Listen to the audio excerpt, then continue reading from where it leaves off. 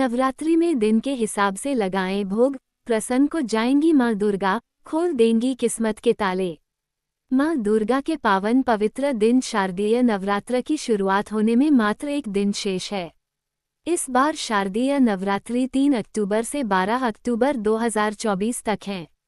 ऐसे में चाहजोर जोर शोर से चल रही तैयारियों पर लगभग विराम लग चुका है। अब भक्त माँ दुर्गे के पूजन में लग चुके हैं। बता दें कि नवरात्रि के दौरान 9 दिनों तक धूमधाम से माँ दुर्गा के 9 स्वरूपों का पूजन होता है। इस दौरान श्रद्धालु माँ को प्रसन्न करने के लिए कोई कमी नहीं छोड़ते हैं। कोई ध्वजा नारियल चढ़ाता है तो कोई भोग लगाता है।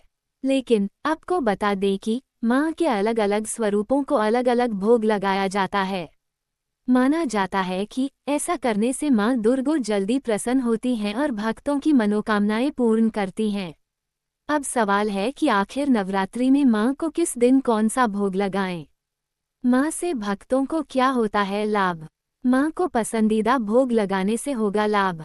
साल भर में 2 बार मनाई जाने वाली नवरात्रि श्रद्धालुओं के लिए बेहद खास होती है। 9 दिनों तक माँ दुर्गा के विभिन्न रूपों की पूजा अर्चना की जाती है।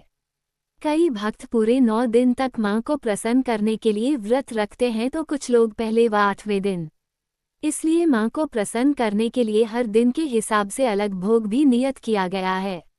ऐसे में दिन के हिसाब से माँ को भोग लगाने से दुखों से मुक्ति मिलती है। साथ ही जीवन में होने वाली घटनाएं भी टल जाती हैं। नवरात्रि में माँ को किस दिन कौन सा भोग लगाएं?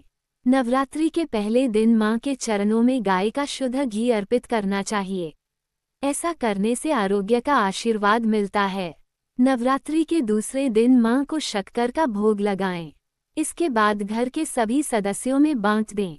इससे आयु में वृद्धि होती है। नवरात्रि के तीसरे दिन दूध या खीर का भोग लगाकर ब्राह्मणों को दान करें।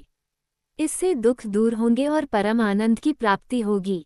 नवरात्रि के चौथे दिन मालपुए का भोग लगाकर मंदिर के ब्राह्मणों को दान दें। इससे बुद्धि बढ़ेगी, साथ ही निर्णय शक्ति भी बढ़ेगी। नवरात्रि के 5वें दिन माँ को केले का नैवेद्य चढ़ाया जाता है।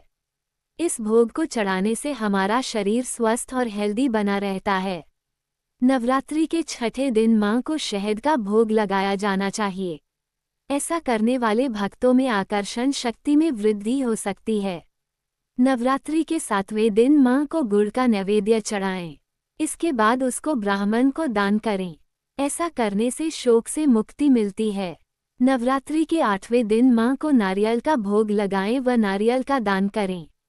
इससे संतान संबंधी परेशानियों से छुटकारा मिलता है। नवरात्रि की 9वीं पर तिल का भोग लगाकर ब्राह्मण को दान दें। इससे मृत्यु के भय से मुक्ति और अनहोनी घटनाओं से बचाव होता है।